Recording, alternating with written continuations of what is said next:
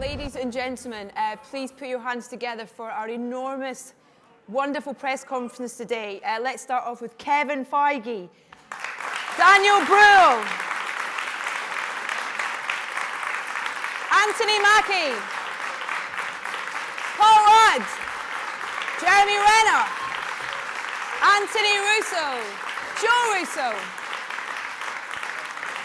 Elizabeth Olsen, Sebastian Stan, Chris Evans, Robert Downey Jr., Paul Bettany, and Emily Van Camp. Down in the front. Thanks. I'm literally...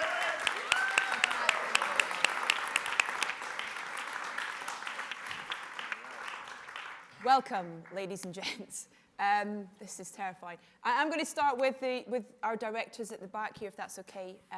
Anthony and Joe, you guys seem like action geeks, action lovers. But what comes across is that your action has to have a story.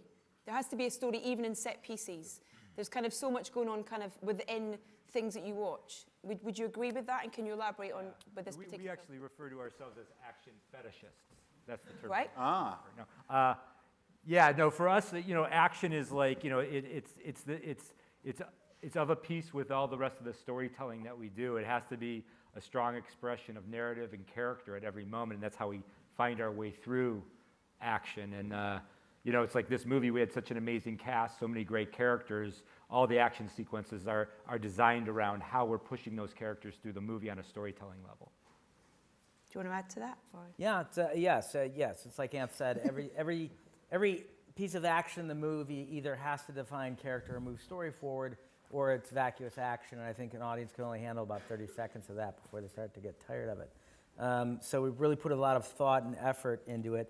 But it's also great making these films because action really is an integral component of it and really does help us define the characters in a very dynamic way. Before I throw out to our huge audience today, a quick question for our two gents in the middle, if that's okay. Mr. Downey Jr., I'll start with you, if that's okay. One word to describe Captain America, please. Just one word. That was a question. Vice versa, yeah. One word to describe Captain America? One word for you to describe Iron Man, and Iron Man to describe one word for Captain America. Charismatic. Come on, Robert? make it count. What do you got? Turn my mic up. Thank you. Rad ass. And on that note, let's open the questions up to our audience. And we're going to head to Joe in the front row, who is from a wonderful organisation called Into Film, who's going to have the first question. Joe.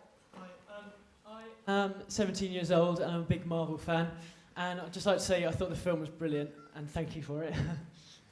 My question is for Robert Downey Jr. You spend a fair bit of time in the film out of costume or as a civilian. What difference does this make in maintaining your superhero persona?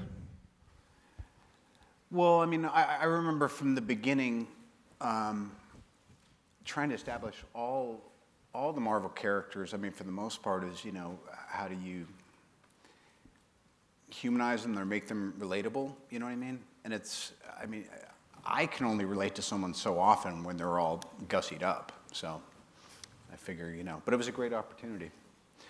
I'm not really here yet, and there's a lot of people here. Can you just all turn around for about a half an hour until I'm back in my body? Excellent question, by the way. What was it? And just next to Joe. Joe, if you want to pass the mic there, that'd be great. Thank you. Hi there, my name's Chris. So Civil War is possibly one of the most political superhero movies that's kind of ever happened. And it focuses on quite a few real-world issues, as well as kind of just things within the world of the superhero world.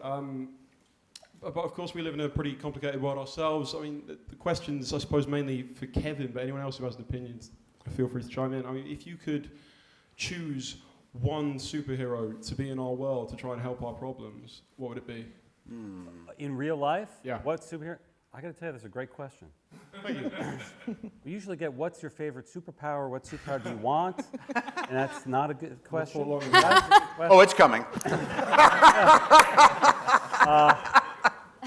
Gosh, which superhero in real life to help us? That's a tough one. That it really is a tough one. Tough. It's a tough one.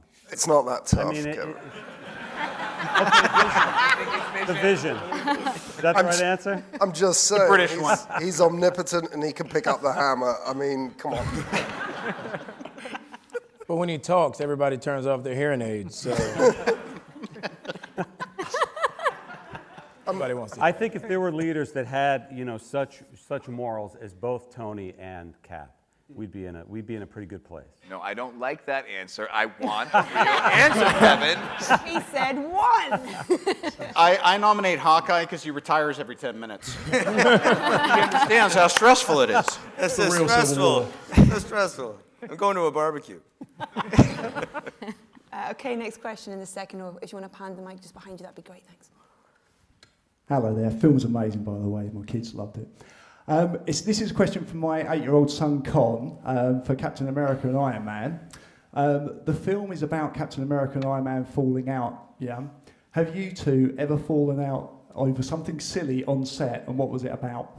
Oh, God, no. Not at all. That's one of the best things about these movies. They really somehow manufacture an environment that I can't imagine arguing with any person on this set. And, listen, sometimes that happens on film sets. And for some reason, when you step on a Marvel film set, it's like summer camp. It really is. Like, you can't even construct a world where there would be some sort of friction. And even as they grow the universe, every new person they add to the fray, no one ever is out of place. They always fit right in and feel like they've been there for years. Speak for yourself. Shut up. Here's all I want to say. When my son Exton started wearing entirely Captain America PJs and hats and everything, I felt a natural resentment building up. But being a consummate professional, I didn't bring it into the workplace. Gentleman in the front row here, please. We've got one microphone, really? Hello. Yep, it's on. This is for Emily. Emily, hello. My name's Mark. Do you think your character is looking forward to a further romance with Steve Rogers, or does your character think it's a little bit icky because he had the hots for your auntie? All right, that is the first British question we've gotten. Thank you. Well, in the comic books, they actually went on to have a very interesting, complicated love affair. So that was something I loved about, when I was doing the research for Sharon. But I don't know how far we'll go with that. We'll see, I suppose. I mean, it helps that it's like the great aunt. It's not, there's like one generation removed, I guess.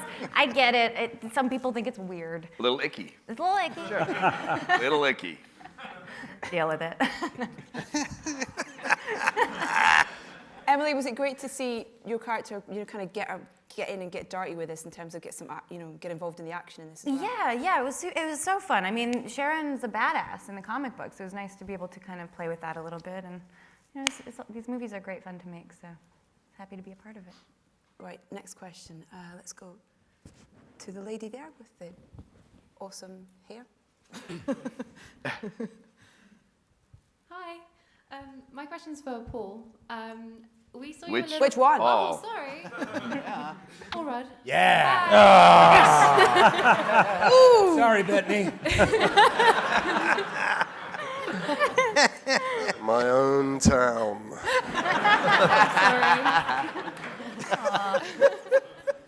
Awkward. I feel Mr. bad now. What's the goddamn question? For Paul Rudd. Yes, Paul Rudd.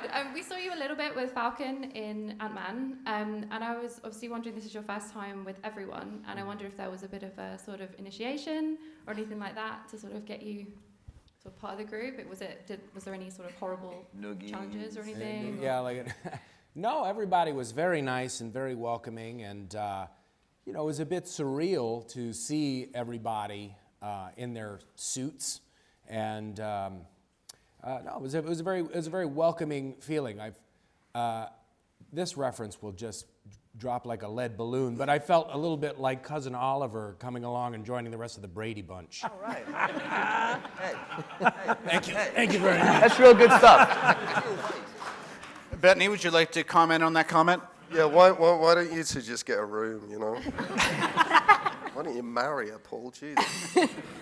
Paul, there's a couple of scenes in particular that feel, I don't know if it's right or not, but it felt like it was, I don't know, it felt like a real injection of your humour in those scenes in terms of the script and stuff. Were you allowed much freedom with, ad-libbing and improvising and things like that, or was it very much stick to the script?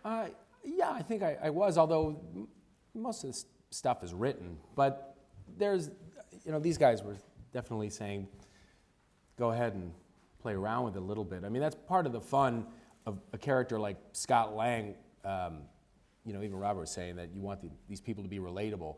This is a guy that was not born with any kind of super ability, and so it's fun to kind of see meeting these characters through Scott Lang's eyes, and that's kind of the way that I felt just being there shooting that scene. There was, very little acting required, I think, on that part. Okay, next question. Gentleman there with his hand up.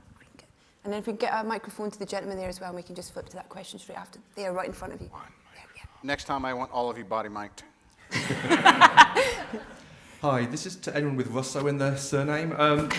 Should we interpret the recruitment of Spider-Man by Tony Stark as him using child soldiers? And if so, what does it say to Iron Man's character? I got a bit heavy, Oh my goodness. Well, it's perhaps the most powerful child soldier in the world. But he's look. There's a certain narcissism to the character, and Tony doesn't want to lose this fight. At the same time, I think he also sees Spider-Man as the greatest living non-lethal weapon. If you're going out to capture a bunch of people who you don't necessarily want to hurt, you couldn't ask for a better character than Spider-Man to take with you.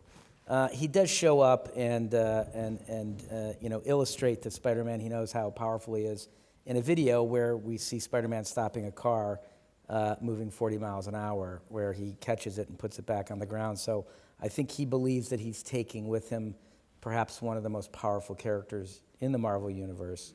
And I think he feels like the kid will be well protected under his tutelage.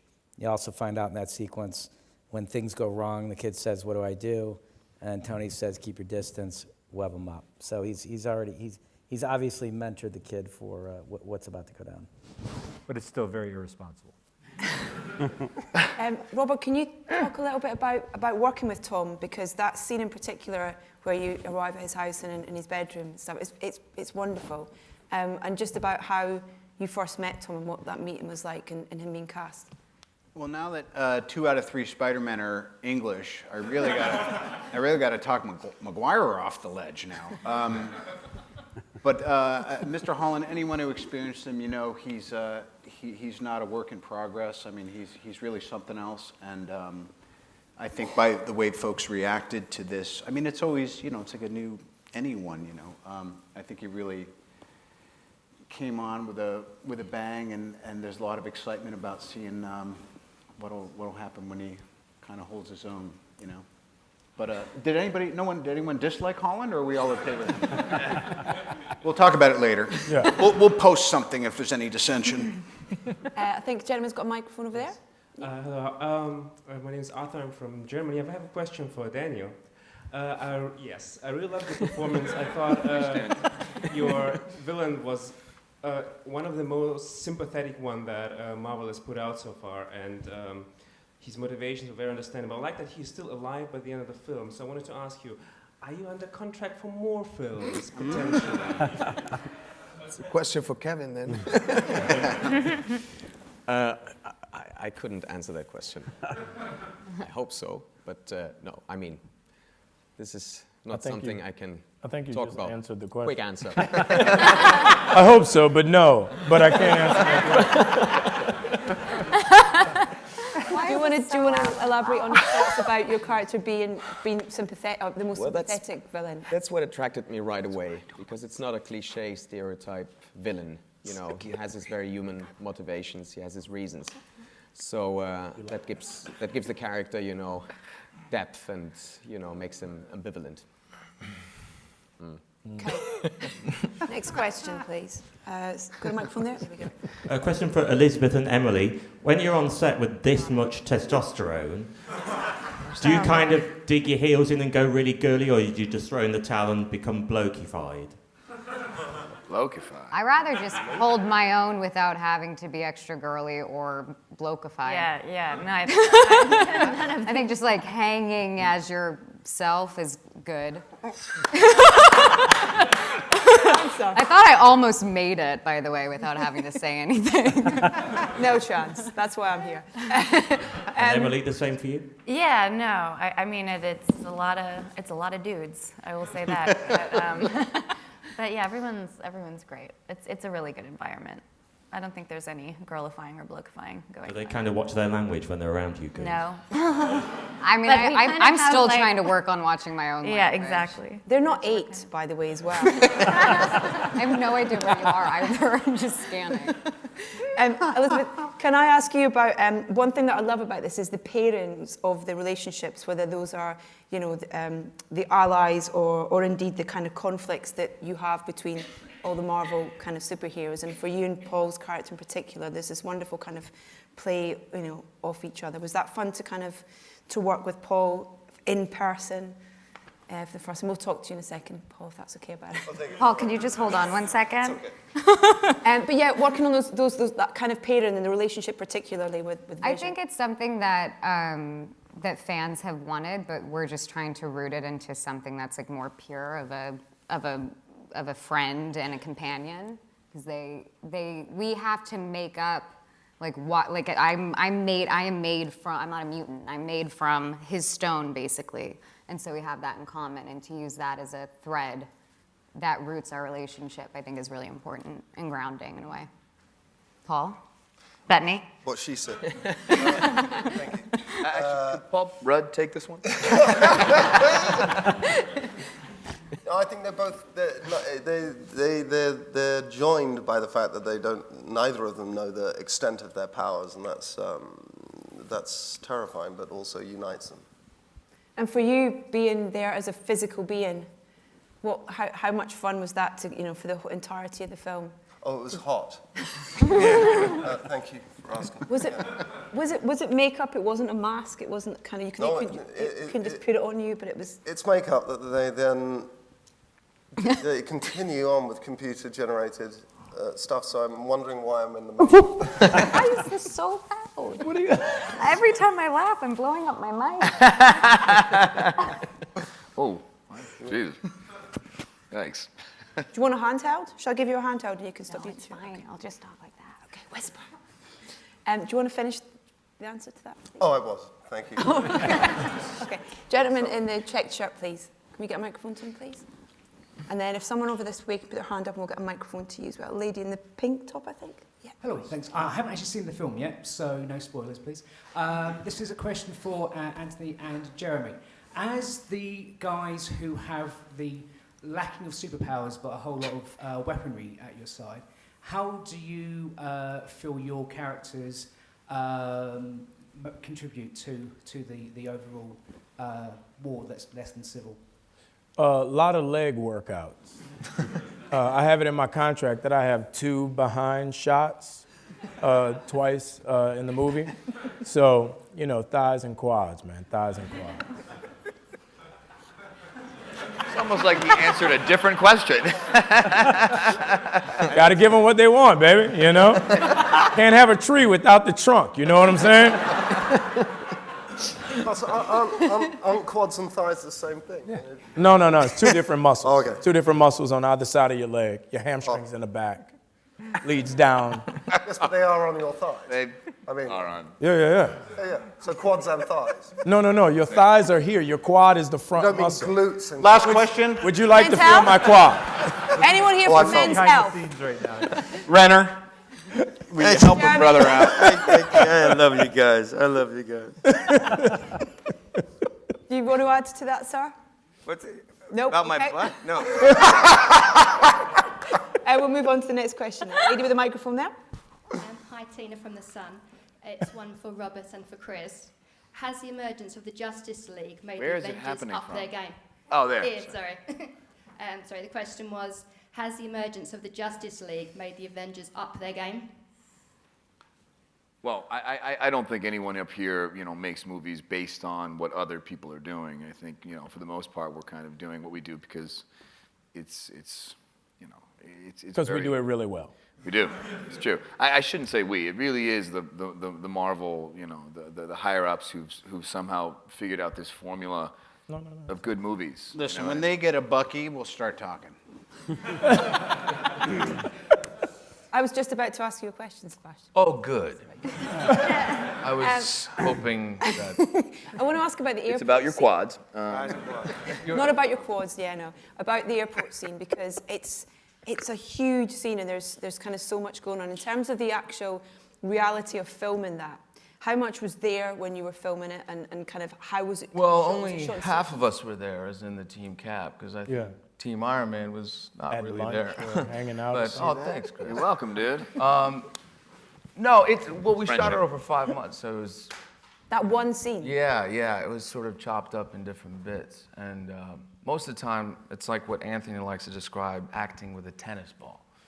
Because you're just, there with your imagination and the green screen.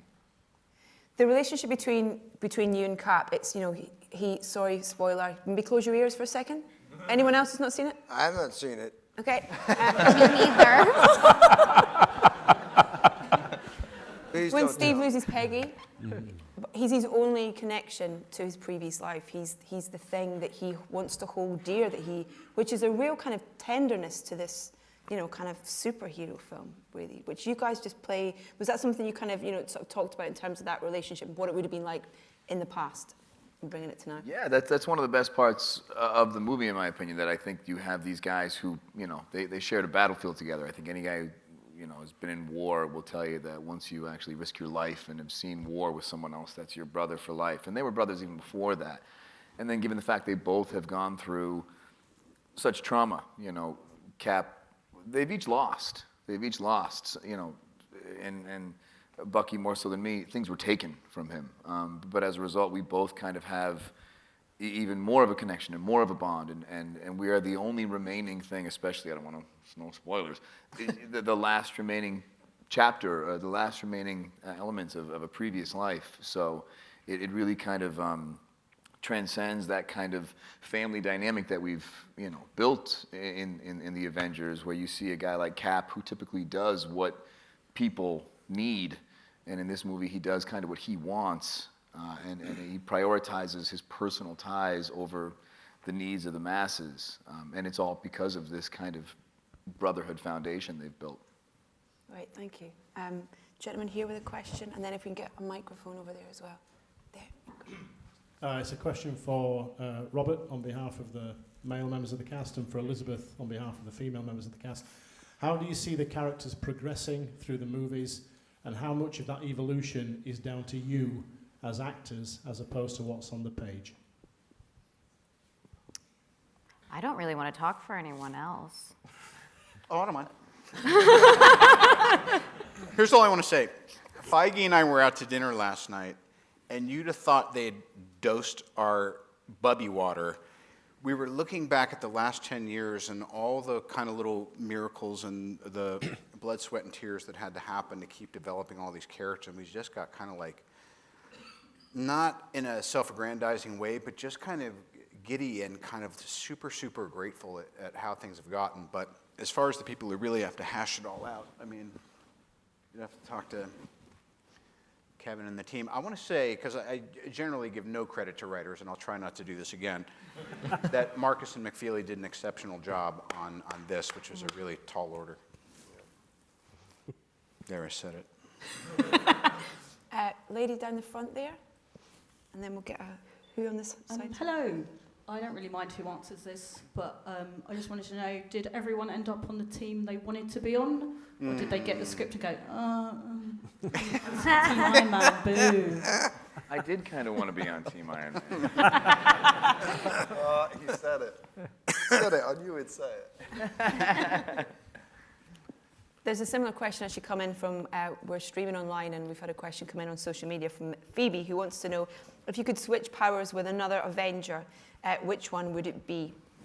Oof, that's a good one. Go on. I mean, switching powers, I'd take Vision. Not switching makeup. It's a real nightmare. But the ability alone, yeah, you can't beat Vision. He has an Infinity Stone in his head. I don't know how you top that. Paul, would you want to swap with anyone or just stay who you are? Yeah, I'm okay where I am. Okay. Thank you very much. Yeah, you know. Yeah. I mean, it might be nice to be Iron Man now and again, you know. But I'm pretty good where I am, thank you. Jeremy? What? It's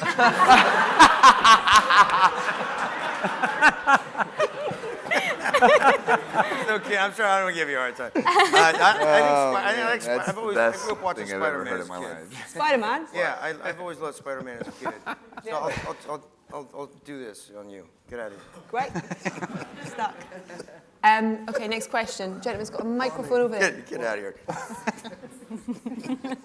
Go on. Ask your question. This question is for Robert. So obviously in the other Avengers films you're kind of cuddly and nice to everyone. Yeah. But in this one you're kind of not. Where are you? Yeah. So what do you prefer? Being like horrible to Steve or not? Like acting wise, obviously. I mean, it really just depends on what's the narrative of the movie. As you can see, I'm a worker amongst workers, and I like getting in where I fit in. In any movie where I can spend weekends with Renner, he's Lord of the Underworld. This is Pluto back here. He's going to get you home in one piece, but you're actually finally going to have a good time. Next question. We've got a microphone here as well. Go for it. This is for Kevin. When are we going to get our Falcon Bucky road trip movie? Wow. Yeah. That's a good idea. Well, we're shooting a Weekend at Bernie's spinoff. Yeah. With the three of Jeremy's us. the dead guy. Jeremy?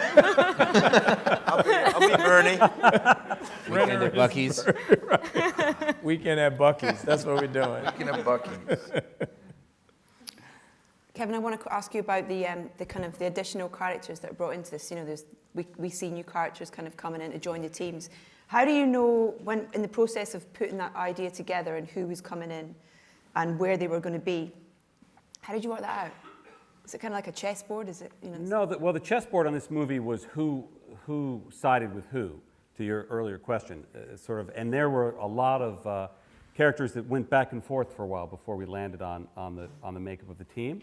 But in terms of the addition of Tom Holland as Spider-Man and Chadwick Boseman, who couldn't be here today, but who is unbelievably awesome as Black Panther, it came from the story.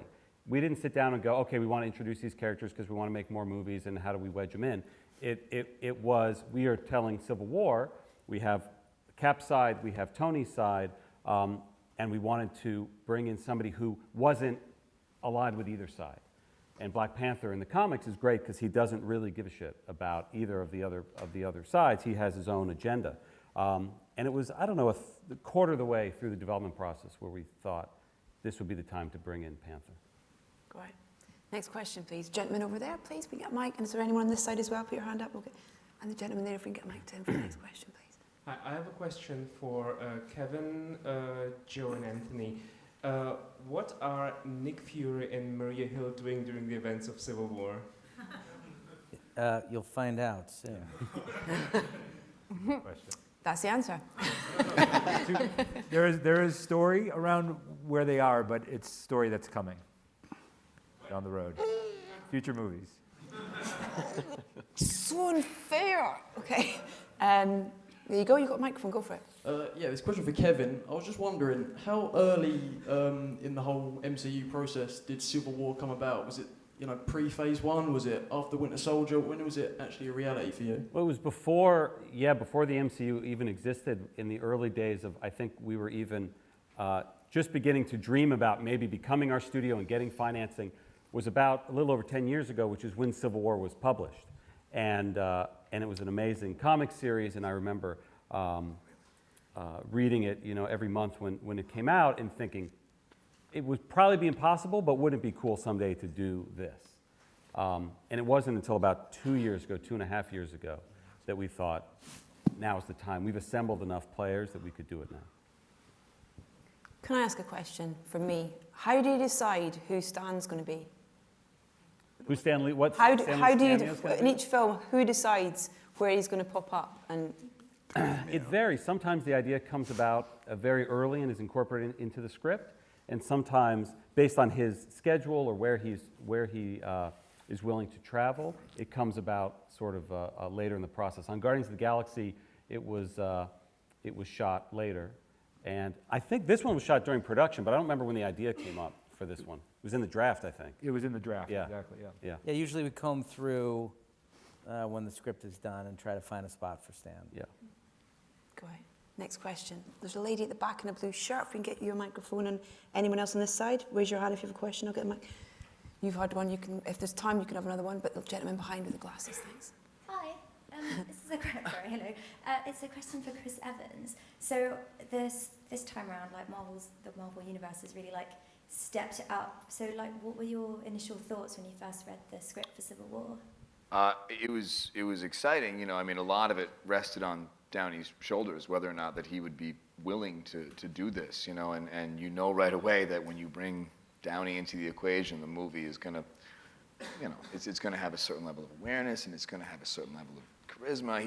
You know, that's what he comes with, and it was exciting. It was exciting to think that you could kind of, you knew what it meant as a jump off. You knew what that meant, because obviously the Civil War in the comic books incorporates so many characters, and at the end of the movie, you know, Marvel has this great history of never leaving you completely satisfied. You kind of anticipate the next chapter, and this would obviously leave the entire MCU in a little bit of disarray, which is exciting because that's only going to be more rich for the next Avengers film. So for me, I was thrilled. I mean, shit, I'll take all the help I can get.